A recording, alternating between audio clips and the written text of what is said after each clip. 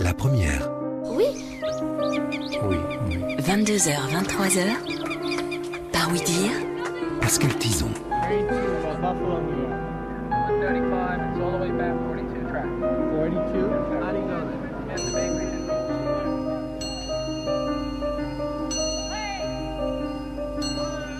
Dis-moi. Par oui dire. Donc ici on va aller dans l'atelier dessin et peinture du centre La Pommeraye. Trouble pictural. Fondation Paul Duhem à La Pommeraye. Ici nous sommes dans la région de Belleuil, donc nous sommes plus précisément à Quevaucamp. Avec Robin Legge, Manon Pellissier, Karine Foll, Jacques Clicheroux, Jackie Legge, Xavier Canon, Hugues Joly et Bruno Gérard. Ça c'est le travail d'Alexis Lipstreux, effectivement. Donc Alexis Lipstreux est un magnifique artiste qui est reconnu depuis le début des années 90. C'est quelqu'un qui est fidèle à l'atelier depuis longtemps, depuis le début presque. Et c'est quelqu'un qui a eu une reconnaissance internationale assez rapidement. Il a eu de très belles expositions, notamment une exposition triptyque au Musée des Beaux-Arts de Liège, au Man Musée, ainsi que chez Christian Berst à Paris, avec un livre monographique. Et lui, donc, c'est un artiste qui puise son inspiration dans des œuvres de maîtres reconnus, de maîtres de l'histoire de l'art, des œuvres qui ont marqué justement cette histoire de l'art, et qui les réinterprète vraiment à sa manière. Donc De Vinci, Degas, Manet, également Le Titien, Giotto, El Greco et autres, Holbein par exemple.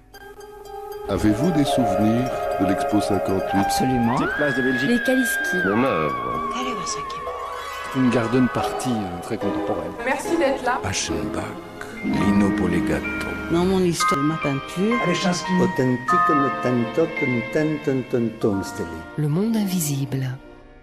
Les artistes sont effectivement dans l'atelier qu'on va visiter maintenant. Manon Pellissier. Et vous voulez tourner sur l'institution? Une ancienne ferme qui était habitée à l'époque par une famille, par des fermiers.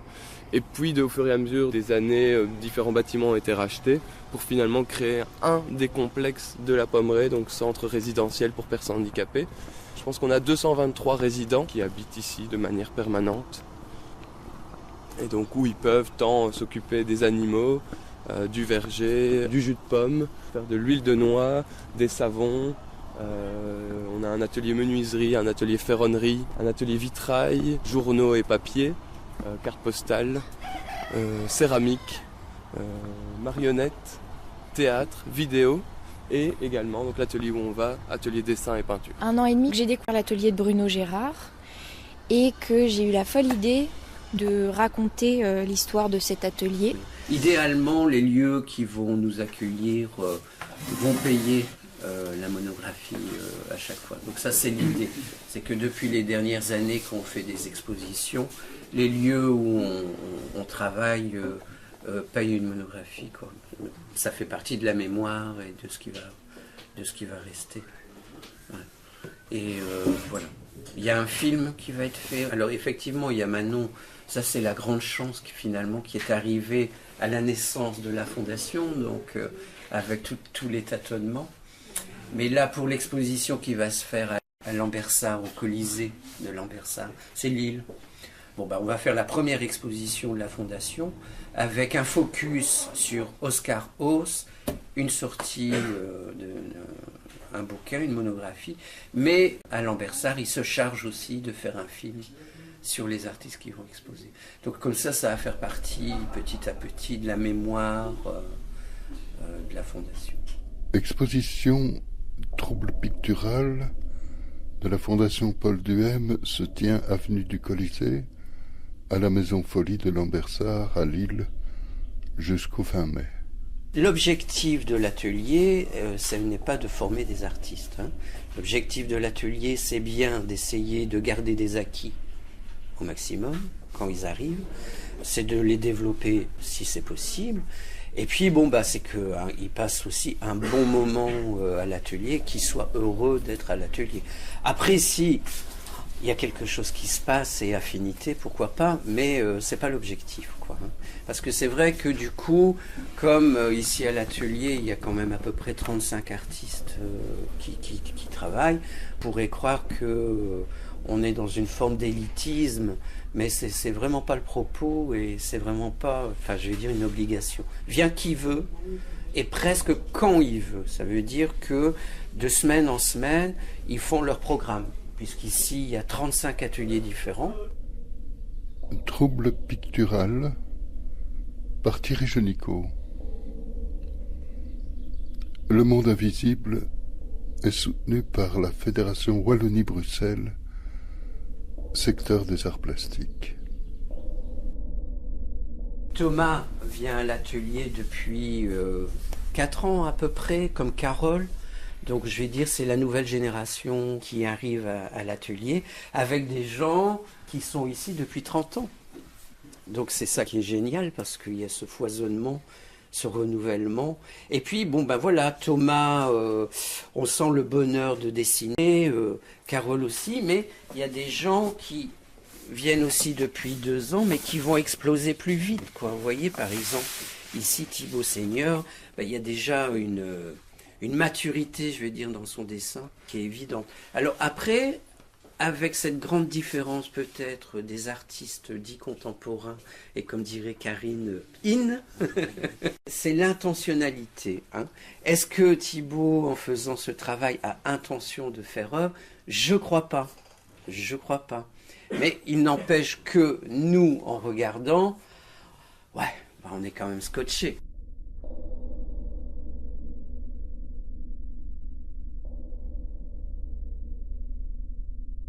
Alors, c'est un dessin fait à partir de feutre Posca. C'est un ensemble de lignes, de ronds et de mots. Et Thibaut écrit toujours beaucoup sur son état du moment, sur les gens qu'il voit. Donc là, j'imagine que c'est ça. On est dans des couleurs rouge, vert, violet. Voilà, après l'imagination pourrait faire dire tout un tas de choses. On pourrait avoir un circuit des rails, voilà. Quand je regarde son travail, ça me fait penser un peu au jeu Oxo. Vous savez, quand on est à l'école, il y a les ronds, il y a les X, on fait des Oxo. Bon, il faut savoir que le rêve de Thibaut, ce serait de devenir comptable. Donc il y a des chiffres, il y a des calculs. Alors après, effectivement, au niveau des couleurs, il travaille le marqueur. Donc il faut savoir que le marqueur, ça s'efface à la lumière. Donc ici, on emploie des marqueurs spéciaux qui sont des marqueurs acryliques, c'est de la peinture acrylique. Mais du coup, il y a moins de choix dans la variété des couleurs. C'est une boîte de 10 couleurs, il n'y a pas plus, on ne s'est pas trouvé plus. Et quand on regarde bien son travail, le marqueur permet des transparences, généralement. Et ici, on est bien sur la peinture acrylique, donc ça se chevauche. Donc, dans la réalisation de son dessin, en commençant le matin et en finissant le soir, eh bien, il peut être sur le matin avec une intention, et puis finalement, la journée s'est passée, et l'après-midi, il peut avoir varié dans son intention. Mais par exemple, ici, on voit un autre dessin où, finalement, il travaille avec des tons froids, hein, le mauve et le vert. Eh bien, il y a toute une série de calculs. Et pour lui, il faut que ce soit précis, et il demande s'il ne se trompe pas. Hein, donc il y a cette référence. Mais il va pas parler du côté plastique des choses, quoi, que ce soit beau, pas beau. C'est pas son truc, quoi. Hein. Bon, voilà. Après, c'est nous, spectateurs, le regard qu'on porte et l'émotion qu'on peut avoir par rapport à cette personne ou à l'autre, évidemment. Et c'est ça qui est intéressant. Bon, après, il faut pas faire des généralités. C'est vrai que Thibaut, je pense qu'il n'a pas intention de faire œuvre, mais vous allez avoir d'autres personnes ici avec une stature d'artiste qui, eux, ont bien intention de faire œuvre et qui ont une réflexion, attention, je ne dis pas que Thibaut n'a pas de réflexion, mais une réflexion plastique par rapport à leur travail. Donc c'est ça qui est riche aussi dans l'atelier, c'est toute cette variété de regards par rapport à leur création. Sans Bruno Gérard, l'atelier ne serait pas le même. Il peut raconter de nombreuses anecdotes de choses qu'il a vues à un moment, de quelqu'un par exemple qui faisait depuis des années, qui écrivait des chiffres ou des lettres, et à un moment dans un coin en haut à droite, il a vu un petit masque, un petit visage. Et c'est lui qui l'a remarqué et qui a mis l'accent là-dessus, a à cette personne qui créait ça. Et suite à ça est née une œuvre très personnelle. Quand on travaille dans une académie, dans une école d'art, c'est exactement la même chose. C'est que parfois, vous avez des diamants bruts, quoi. Vous avez des gens, ils arrivent et c'est tellement évident. C'est là où notre travail, il est quand même de... bah oui, tu es une artiste, mais enfin, pour être une artiste, il y a pas 4... comment je vais dire, exigences, il n'y en a que 3. 1, c'est du travail. 2, c'est du travail. 3, c'est du travail. Donc voilà, on a quelque chose à la base, on a une facilité, mais c'est pas pour ça que on devient automatiquement artiste. Et là, Isabelle, elle est arrivée chez nous toute jeune, 21 ans, enfin je sais pas, aujourd'hui elle en a 25, 26, donc ça fait 5 ans qu'elle vient, et dès le départ c'était évident, quoi, évident. Et d'ailleurs aujourd'hui, enfin la semaine prochaine, elle expose dans un musée à Bordeaux, où il va y avoir 95 dessins, puisque là elle travaille aussi au crayon gris et au marqueur, de son œuvre. Mais voilà, il faut lui dire attention, parce que évidemment, si à 25 ans, à vous, on vous dit vous êtes un génie, bah ouais, on a tendance à le croire, quoi. C'est logique, quoi. On peut dire ça de tous les êtres humains. Donc voilà, de temps en temps aussi, notre boulot, c'est... Bon, attention, c'est génial, mais...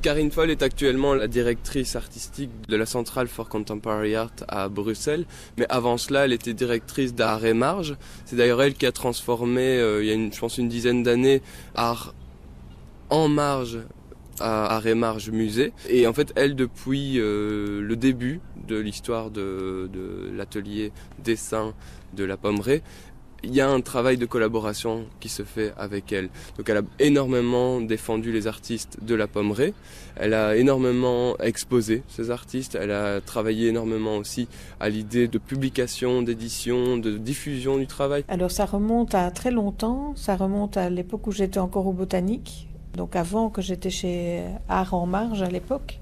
Bruno Gérard était venu me trouver parce que Françoise Henrion avait proposé de me rencontrer comme j'étais en train de travailler sur ma thèse sur l'art brut.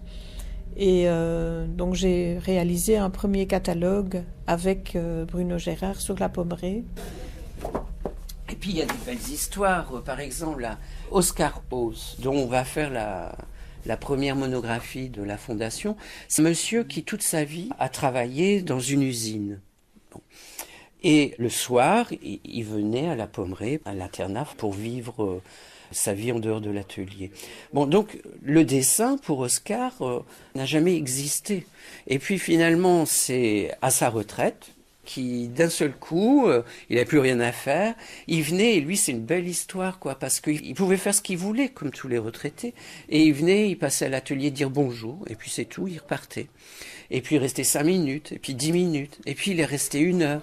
Puis j'y mets un jour, je dis Oscar, tu prendrais pas des crayons, t'as pas envie de faire quelque chose? Et ça a commencé comme ça, quoi. Donc, je vais dire sa carrière artistique maintenant on sait que c'est une carrière artistique, mais à l'époque, il a commencé à poser sa première trace sur une feuille. Il devait avoir 65 ans, hein, quelque chose comme ça. Et puis pendant 10 bonnes années, il a travaillé, c'est devenu sa passion avec l'accordéon, parce que c'est un musicien. Quand on le compare à d'autres dans le même type d'institution, c'est un très grand atelier où il y a aussi, ça c'est assez étonnant, un très grand pourcentage de bons artistes, ce qui n'est pas le cas dans tous les ateliers non plus. C'est un atelier qui est mené par quelqu'un qui est passionné par ce qu'il fait, qui est aussi dans le partage et dans l'écoute des autres, et ça s'en ressent. Donc une très grande diversité dans les signatures et dans les personnalités des artistes, ce qu'on ne trouve pas non plus dans tous les ateliers. Il n'y a pas une caractéristique qui serait spécifique à la Pommeraye. C'est très très diversifié. Ce qui est étonnant, c'est que certains vont venir tous les jours, d'autres viennent seulement une matinée par semaine, mais que quand même, avec le temps, je crois que l'élément du temps justement que vous soulevez est très important. Et pas simplement l'organisation du temps dans la journée, mais aussi le temps dans la durée. C'est-à-dire que c'est un atelier qui existe depuis des dizaines d'années et où l'idée du processus est de donner le temps aux gens en retournant plusieurs fois par semaine, même parfois 2 fois par jour, pour travailler et continuer à se déployer en tant qu'artiste est important. À l'inverse des artistes professionnels qui disent « je suis un artiste, je sais, j'ai été dans une école d'art et donc je vais continuer ma démarche », ici c'est très différent. Ce sont des personnes qui parfois arrivent dans cet atelier en ne sachant même parfois pas ce qu'ils vont faire, comme Paul Duhem, que j'ai eu la chance de connaître et qui est arrivé là, et donc Bruno Gérard s'est dit mais qu'est-ce que ce monsieur de 70 ans va pouvoir faire ici alors qu'il a été ouvrier toute sa vie, il n'a jamais dessiné et c'est devenu un des plus grands artistes qui est connu dans le monde entier. Donc cette idée de temporalité, de processus, de lenteur aussi est fondamentale, tout en n'étant pas déterminé au départ de faire quelque chose ou d'avoir un résultat, mais plutôt d'être dans le faire. Il nous prouve aussi au travers de tout ça, comme Paul Duhem, comme Martha Grenanoil, si ça vous parle, que la vie n'est jamais finie, quoi. Vous pouvez avoir une vie de galère, et puis à 60 ans, vous prenez un crayon, et vous êtes riche de toute votre vie, de tout ce que vous avez à dire. Et pendant 10 ans, 15 ans, Paul, c'est ce qu'il disait, c'était ma deuxième vie. C'est ma deuxième vie. Et Paul Duhem, en 10 ans, il a fait 6000 tableaux à peu près. Une ambiance dans cet atelier, il y a une présence dans cet atelier, on sent le travail qui se fait. C'est énorme, c'est une œuvre, hein, et qui a duré 10 ans. Voilà, c'est là où c'est passionnant, quoi. Donc, des gens qui, finalement, depuis 30 ans, travaillent à l'atelier, d'autres sont venus pendant 20 ans, il y en a qui ont arrêté, ils avaient fini.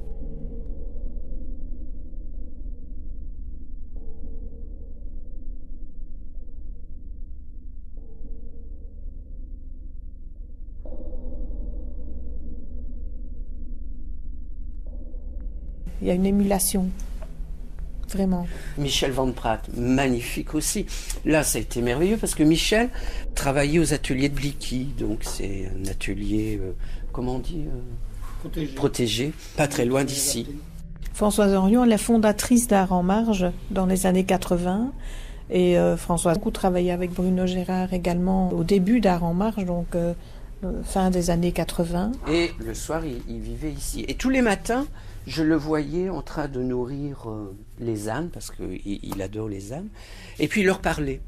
Et puis il venait de temps en temps à l'atelier comme ça, et un jour j'ai été voir Jacques, puis je lui ai dit, tu sais Michel, il a des trucs à nous dire, quoi. Il n'arrive pas à le dire par des mots, mais il pourrait le dire par le dessin.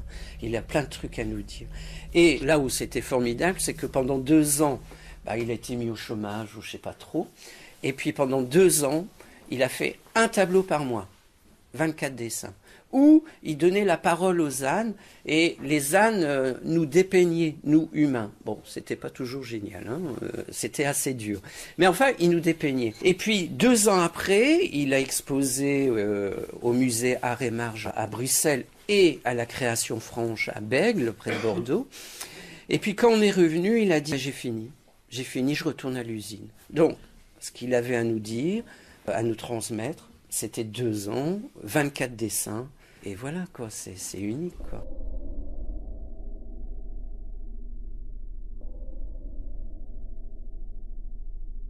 Bruno Gérard, c'est donc l'animateur de l'atelier peinture. C'est également un artiste peintre. Et avec une considération des personnes qu'il accueille dans son atelier qui leur donne vraiment toute leur place et leur humanité en tant qu'être et créateur aussi.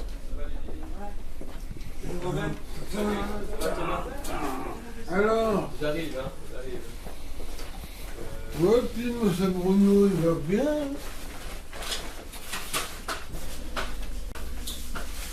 On remet sur l'autre. Écoute, excuse-moi, mais là j'ai vraiment... faut utiliser ça parce que je n'ai plus... J'ai pas mes clés. J'ai dû prendre le trottoir.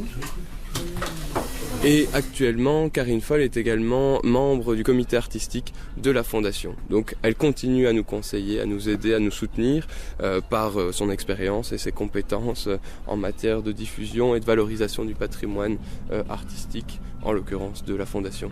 Je suis sous-directeur du centre en fait. Moi j'appelle Bruno Gérard comme d'autres responsables d'atelier des catalyseurs. C'est-à-dire qu'ils arrivent à un moment à découvrir ce qui se passe et à donner l'étincelle qui permet de trouver sa voie finalement.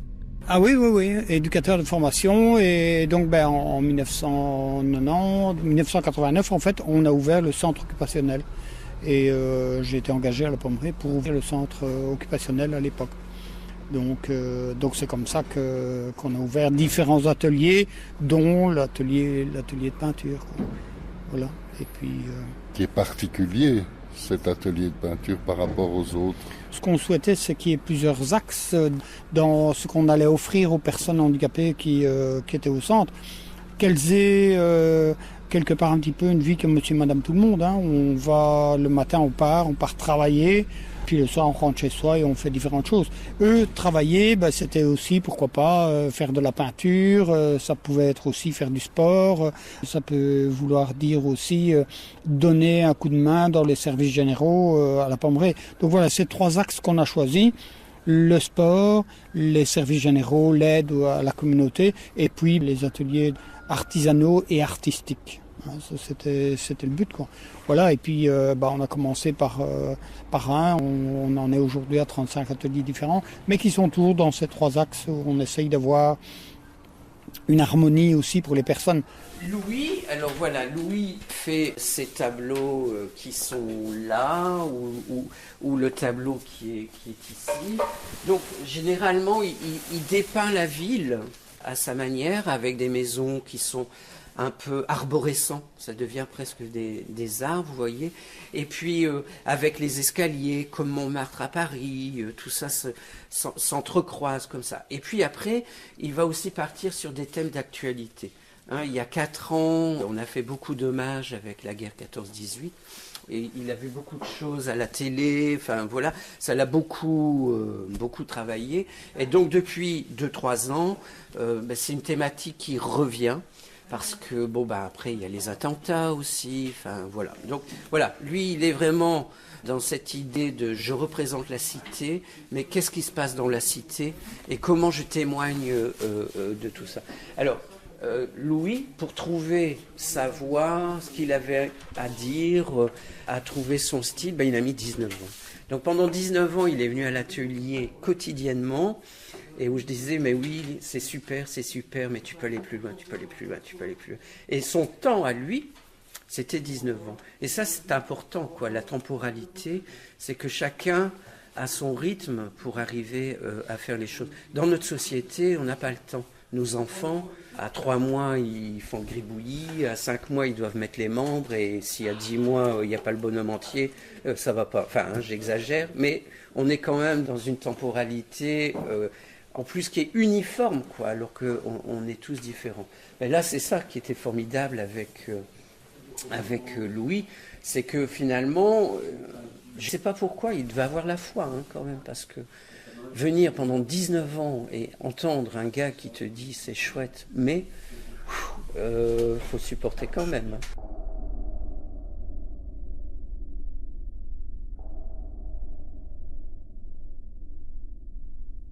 Alors Louis, effectivement, fait partie du comité artistique de la Fondation.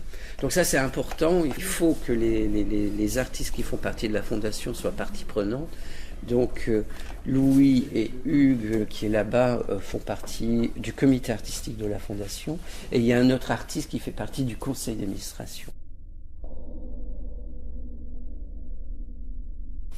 Alors, ce qui est intéressant aussi, c'est quand on se donne le temps pour faire les expositions, c'est-à-dire qu'on ne va pas forcément accepter une expo pour dans 15 jours. Ce qui est chouette, c'est d'avoir un an, par exemple, et comme ça, on travaille pour. Et donc là, Vincent, pour la première fois, il commence des grandes toiles, parce que dans l'espace où on va exposer, il y a des grandes vitres, et on va pouvoir jouer avec la lumière qui vient des vitres, et ça peut être intéressant.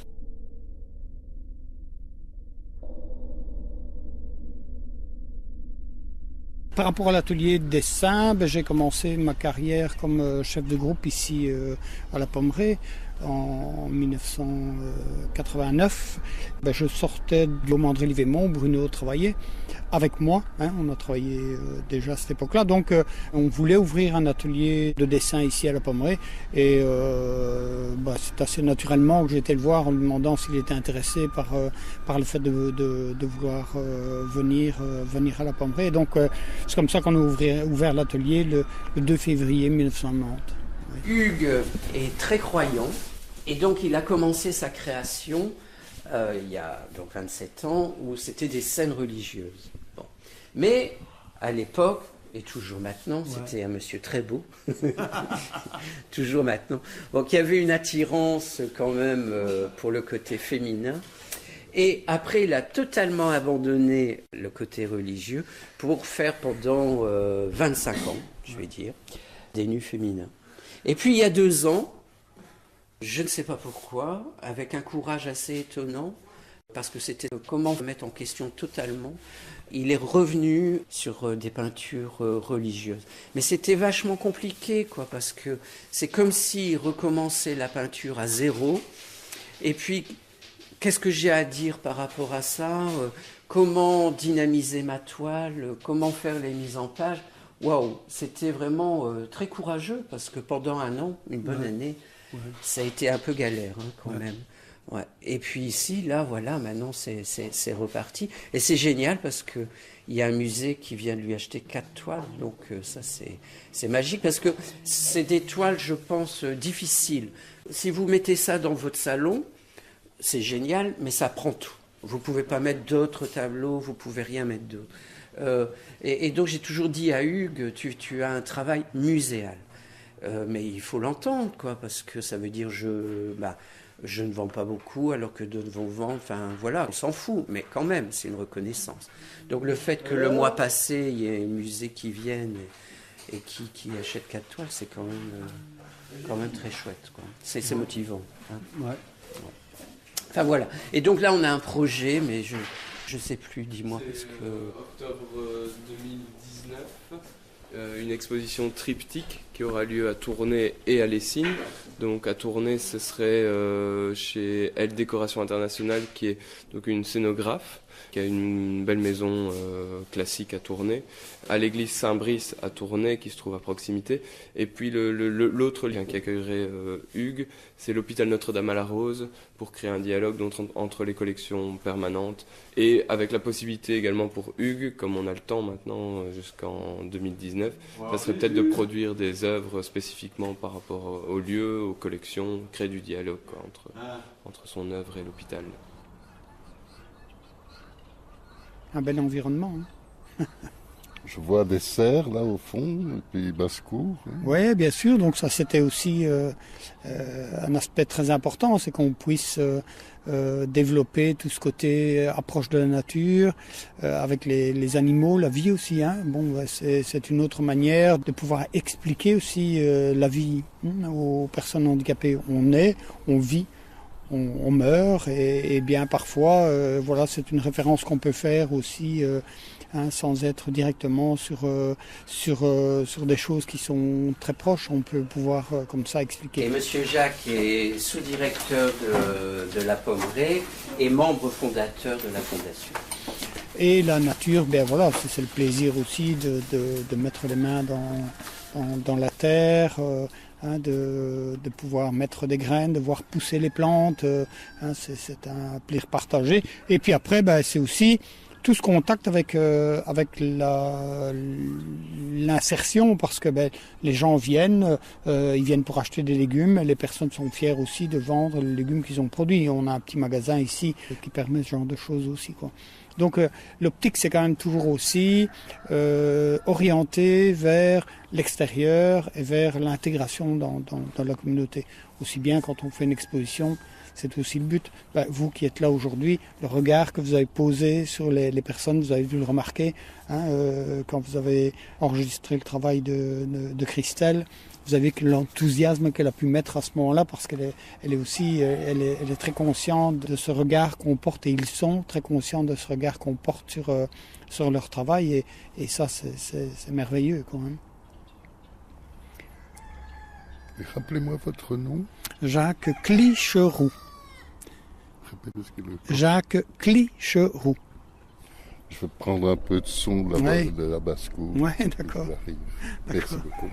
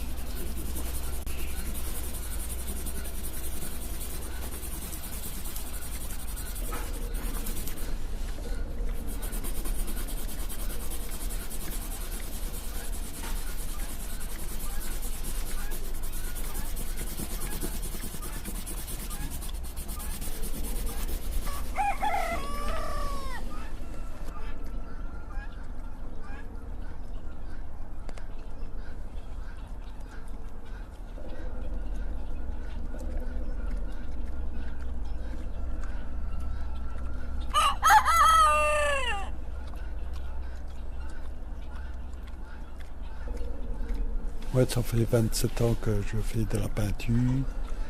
Hugues Joly. Je suis arrivé en Belgique après l'indépendance, enfin avant l'indépendance en 1960. Puis j'ai été à l'école de Roli à Uccle et là j'ai appris à lire et à calculer et à dessiner et à apprendre l'histoire. Après l'école de Roli, j'ai été à l'école d'horticulture, j'ai fait mes professionnels à l'école d'horticulture de Mons. Puis j'ai travaillé à l'atelier protégé de Chèvres de 74 jusqu'en 78. Puis en 78, j'ai dû aller en clinique et après j'ai été... En 79, j'ai quitté la clinique, j'ai vécu dans les Ardennes pendant 7 à 8 ans. Et puis je suis venu à la Pommeraye en 87. Et ça fait plus de 30 ans que je suis à la Pommeraye. Mais mon vrai métier, c'était l'horticulture. Après, j'ai fait le dessin. Et maintenant, je fais que le dessin ou bien je travaille dans le magasin de la Pommeraye. Fondation Paul Duhem, que vous avez connu. Paul Duhem, oui. J'ai eu cette chance. C'était quelqu'un de fort intérieur, quelqu'un qui était fort présent dans l'atelier, qui a eu énormément d'influence sur les artistes qui fréquentent l'atelier de Bruno Gérard, alors qu'il ne cherchait pas à être quelqu'un d'influent. Mais il avait une telle personnalité, une telle présence dans cet atelier, que c'était pour moi réellement un pivot. Et votre père, Jacques Illeg? Donc mon père est lui responsable des expositions de la Maison de la Culture de Tournai. Jacques Illeg, la raison de votre présence ici? C'est une longue complicité avec Bruno Gérard. C'est vrai que la Maison de la Culture de Tournai a d'emblée, dans les années 80, été sensible à la création artistique des personnes handicapées mentales. On a été un peu des précurseurs, sans qu'on cherche à l'être, mais on a organisé des expositions avec le CELAR, qui était l'association dans laquelle Bruno Gérard était actif à l'époque. Moi, évidemment, dans le cadre de mes fonctions à l'époque à la province de Hainaut, je me suis concentré sur l'atelier de Bruno Gérard, et qui était, j'ai trouvé un atelier absolument absolument fantastique, avec des univers de personnes qui ne trichent pas, qui ne se posaient pas la question de savoir s'ils étaient artistes ou pas, mais où on sentait la nécessité d'avoir un travail bien fait, bien terminé, mais aussi, ce qui était amusant, quelque chose comme des fonctionnaires de l'art, et je dis ça sans aucun mépris ni pour les artistes ni pour les fonctionnaires. On arrêtait à midi parce qu'on avait faim. Et il fallait surtout pas qu'on soit en retard pour aller manger. Il y avait quelque chose comme une espèce d'horaire, de rythme dans la journée qui est souvent une des caractéristiques des artistes de la marge, de travailler avec un réveil, de calculer la valeur du travail accompli par les heures qu'on y a consacrées. Et je dois dire, j'ai vraiment été épaté par à la fois la diversité des univers, mais par la puissance aussi des travaux qui étaient menés, avec évidemment des degrés totalement divers dans l'expression artistique. Xavier Cannon, lui également, en tant que responsable des collections secteur art plastique de la province de Hainaut à l'époque. Mais je dois dire aussi que Bruno Gérard est quelqu'un qui n'a jamais poussé ou téléguidé ces garçons, comme il les appelait, mais au contraire qu'il leur laissait totalement une expression. Je dirais qu'il les accompagnait dans une voie qu'ils avaient choisie, avec des degrés totalement divers dans les techniques, que ce soit l'huile ou l'aquarelle ou le pastel gras, et que ce soit même des gens qui ne dessinaient pas au sens de représenter des formes, mais qui écrivaient. Je crois que c'est Michel Dave ou De Fontaine, je ne sais plus lequel des deux, qui construisaient des espèces de journaux de sa journée, qui l'entouraient d'une espèce de petite parabole, et où il disait, voilà, aujourd'hui il pleut, aujourd'hui j'ai bu du café, il y a un chariot qui passe dans la rue. Toute une espèce comme ça de journal qui s'inscrivait dans l'énoncé de la feuille et qui se terminait, la journée se terminant quasi à la fin de la feuille, ou parfois était laissé abandonné comme une espèce de sanction du temps et de la chronologie. D'autres qui exprimaient des femmes nues magnifiques comme des crucifixions avec le sexe et la poitrine apparente. D'autres qui dessinaient des villes qui étaient d'énormes laboratoires.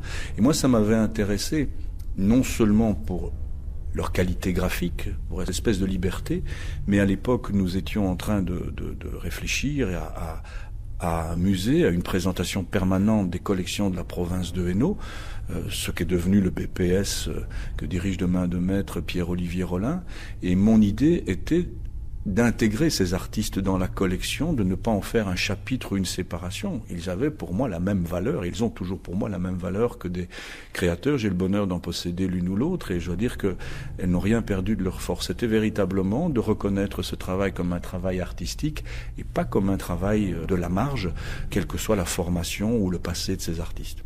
Et alors également, il a eu des actions vraiment intéressantes en termes d'acquisition d'œuvres, puisque lui a permis à différents artistes de l'atelier d'avoir des œuvres qui font partie d'une collection publique, à savoir la collection de la province de Hainaut. Donc des artistes comme Hugues Joly, Jean-Michel Wilbeau, Louis Poulain, Maurice Brunswick. Je pense à Martha, je me souviens toujours de Valde, par exemple, que j'ai exposé, auquel j'ai consacré un catalogue, qui n'était pas de la Pommeraye, mais qui était un artiste de la marge. Martha Grunwald, qui est décédée malheureusement, qui a fait des dessins éblouissants, était quelqu'un qui avait été valet de ferme dans les années 1920-1930. Elle était une toute jeune fille qui avait vécu des moments très difficiles. Je me souviens toujours avec émotion qu'on m'avait raconté ses enfants, qu'il avait hébergés, recueillis, que parce qu'elle dérangeait ses patrons dans la ferme, on lui avait laissé son violon, mais on avait retiré les cordes pour qu'elle ne fasse pas de bruit. Et je la voyais dessiner comme ça, méticuleusement, sur des dos d'affiches de gouache et autres, des dessins éblouissants de couleurs, de lumière. J'en ai un qui est devant moi tous les matins quand je déjeune. Et je me dis, mais quelle extraordinaire revanche sur l'existence elle avait pu prendre. Et beaucoup de ces artistes, de la Pommeraye ou d'autres ateliers, car il en est d'autres dans le sud du pays, nous opposent une fantastique leçon de vie, nous qui nous plaignons souvent devant la morosité ambiante. Également Paul Duhem, évidemment, Michel Dave font partie des collections de la province. La Belgique a vécu un moment, je crois, unique, vraiment, fin des années 70. Quand on a commencé nos ateliers, on était très peu nombreux. Il y avait le Créam avec Luc Boulanger, Jean-Luc Wam avec le Centraine Fabiola, et nous avec le Homme Livémont. Quand on a commencé, on se demandait, est-ce qu'une personne handicapée mentale est capable de... Bon, c'était déjà pas gagné. Et est-ce qu'elle est capable de nous donner des émotions?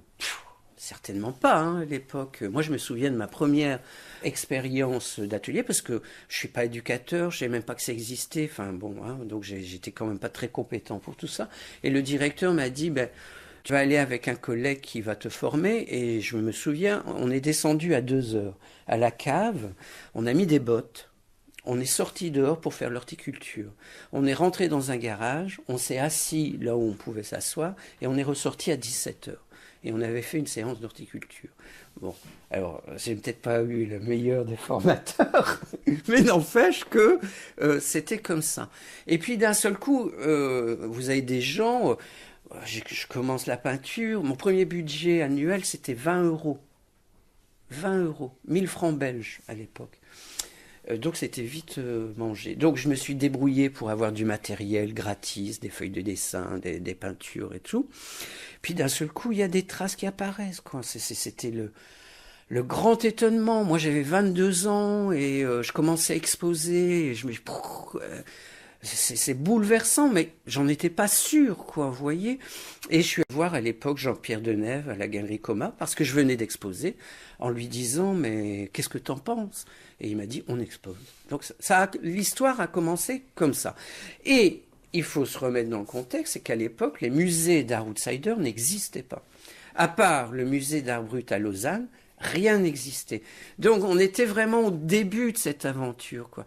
Et puis avec le foisonnement des institutions qui sont ouvertes, il y a eu des ateliers d'art qui se sont ouverts et d'un seul coup on s'est rendu compte que il y avait des richesses exceptionnelles, quoi.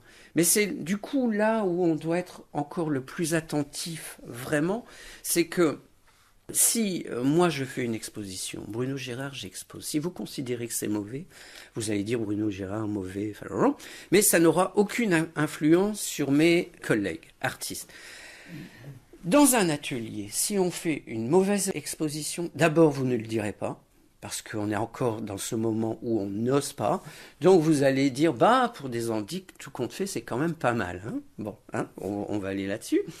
Et puis, on ne donne pas encore de nom. Ça commence. Hein, Pascal Tassini commence, Serge Delaunay, Paul Duhem. Il y a des noms qui commencent, mais c'est 40 ans. Hein. C'est vraiment un long chemin, enfin, qui est normal. Mais du coup, on doit faire attention, parce que si on se laisse aller, si on n'est pas exigeant, ça retombera aussi rapidement, je pense, que c'est né, quoi. Donc, voilà. J'ai rarement vu un animateur d'atelier aussi peu penché au-dessus de l'épaule des participants de son atelier. C'est très, très surprenant. En même temps, je crois que le fait que Bruno soit là a son importance, puisqu'on a des artistes qui ne font rien. Si Bruno est à l'étranger pour monter une exposition, il y a un moment de suspension. Il y a quelque chose qui se passe, même quand il n'y a rien qui se passe. Un mot, Jacques Lex, sur Bruno Gérard, artiste? Ah, c'est un être fascinant. Je trouve qu'il parvient à explorer le noir et le blanc, qui est un thème qui est difficile après certains artistes de continuer dans cette recherche. Elle est tellement liée à son existence, elle est tellement liée au carnet qu'il a découvert lors d'un marché aux puces, que c'est une exploration qui est un miroir de ce personnage. Alors la fondation, bah, c'est ça aussi. C'est demain, est-ce que nos petits-enfants auront encore la chance de voir un Paul Duhem? Il faut. Le thème qu'on n'a pas abordé, c'est la question des expositions que ces artistes font à travers l'Europe. Il y a aussi la question du marché. Il faut que nous fassions ce travail maintenant. On l'a initié, eh ben, il faut qu'aujourd'hui on l'assume et qu'on aille jusqu'au bout de la conservation. C'est un peu ça en fait, la naissance de la fondation. C'est parti d'une angoisse en se disant mais qu'est-ce que tout ça va devenir, quoi. il y a un marché et on a la chance d'avoir un Bruno Gérard qui a une éthique à la fois une éthique interne à la Pommerée avec une répartition par rapport aux produits de la vente entre l'atelier et l'artiste, mais aussi une éthique par rapport à certaines galeries qui sont un petit peu rapaces par rapport à ce type de création.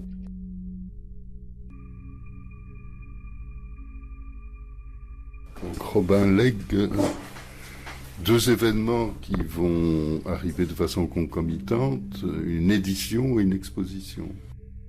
La première véritable exposition de la Fondation Paul Duhem qui aura lieu à la Maison Folie, le Colisée à Lambersart, donc près de Lille, du 8 février au 20 mai, et où on aura l'occasion de présenter toute l'évolution du travail de François de Fontaine, donc artiste de la Fondation depuis le début. On est dans un réel atelier comme ça existait au Moyen-Âge, c'est-à-dire ces ateliers où la création est au centre de tout.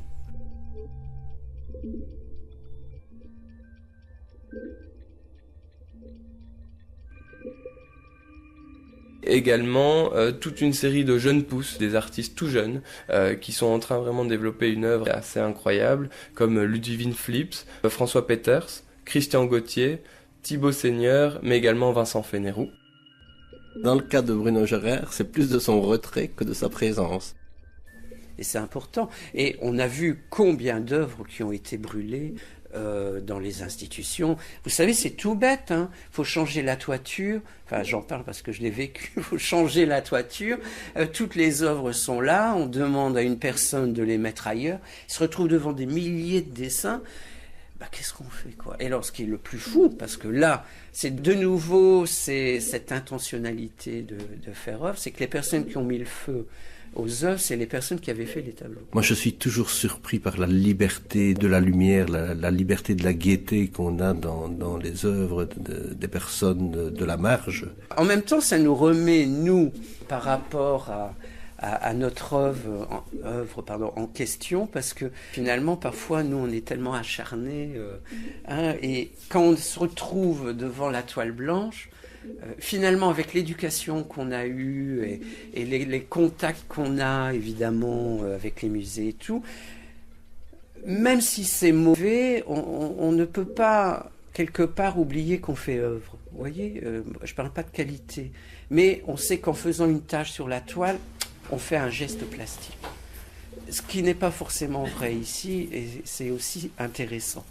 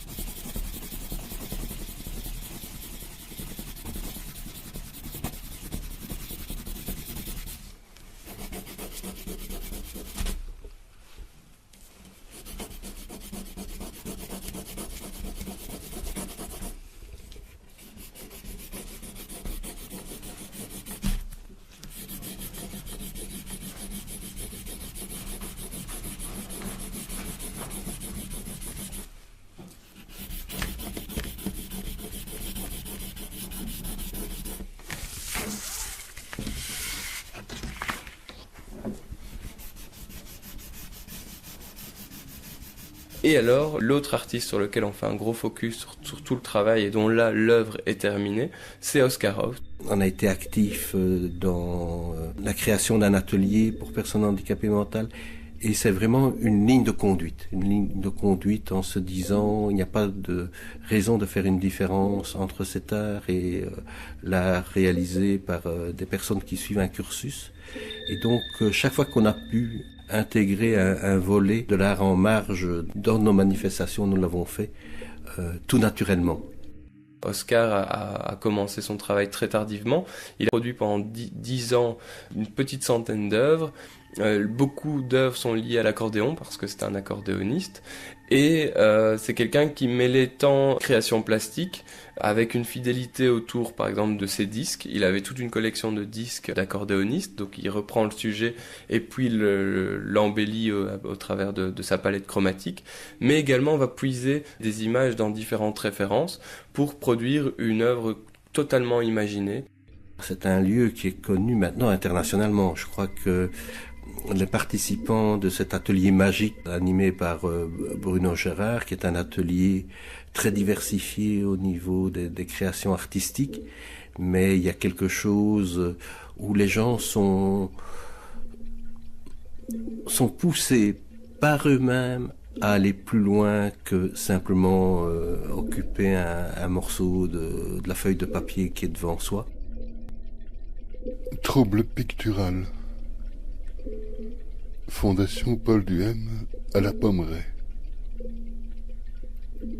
Avec Robin Legge, Manon Pélissier, Karine Foll, Jacques Clicheroux, Jackie Legge, Xavier Canon, Hugues Joly et Bruno Gérard. Exposition Trouble pictural de la Fondation Paul Duhem se tient avenue du Colisée, à la Maison Folie de Lambersart à Lille, jusqu'au 20 mai.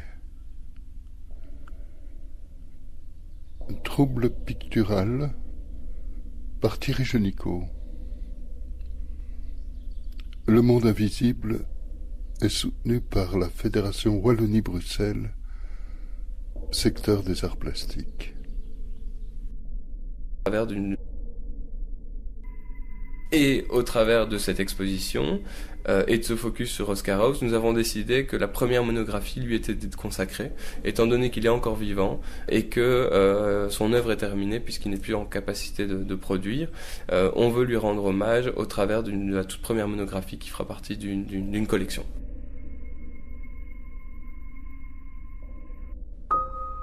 Retrouvez Par Oui Dire tous les jours de la semaine entre 22 et 23 heures. Oui. Oui. La